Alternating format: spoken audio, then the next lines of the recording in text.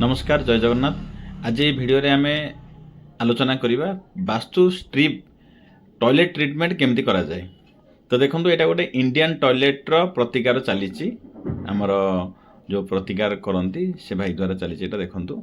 प्रथमे cutter machine द्वारा तल को काटे मिनिमम 5 इंच ब्लेड लगे काटे 4 इंच ब्लेड लगे भी हो पार तेरे प्रॉपर एमती कट करेंगे किंतु ध्यान रखिए टॉयलेट सीट ठारू ये 2 इंच किंबा 4 इंच आगुक रहिबो माने टॉयलेट सीट को एटा टच हेनी। देखो जमी इंडियन टॉयलेट उपर से गोड़ देइचंती तार ठीक 2 इंच 3 इंच आगुक ही सेटा कट होईची।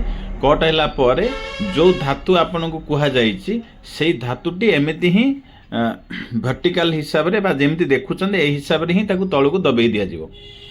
4 इंच 5 इंच हेले कौन ये टिके अधिक तलू दबिले आमर गोड़ कटिबार आशंका रहिबनी। टिके तलू दबिले उपरे ताकू व्हाइट सीमेंट देकी ताकू फिलअप करा जिवो। एठी कोन एई धातु द्वारा एई टॉयलेट को ब्लॉक करा गला। जदि नेगेटिव जोन रे अछि टॉयलेट टी जदि एमती धातु देकी जदि ताकू पोता दिया जाए तबे एठी टॉयलेट रो जो नेगेटिव एनर्जी टा एठी ब्लॉक हे जाए। आम घर रो पॉजिटिव एनर्जी टॉयलेट द्वारा किसी बाधक हुए। तो यहाँ प्रतिकार एमती करा जाए टॉयलेट रो। एटा देखुचंती वेस्टर्न टॉयलेट से गला इंडियन सेमती भी।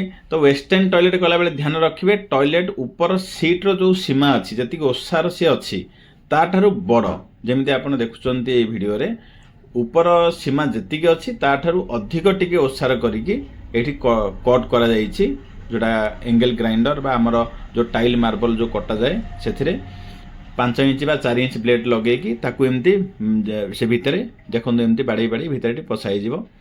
ता उपरे आउ टिके ताकू दबेला पर ऊपर व्हाइट सीमेंट दिहाई जीवो। ध्यान रखिबे एई पत्ती बा एई स्ट्रिप जिनते हमर फ्लोर लेवल ठू ऊपर को उठिबनी। जदि ऊपर को उठु सेठी गोड़ कटि जिबार संभावना थाए तो सेटा खराब वास्तु काम करे नाही।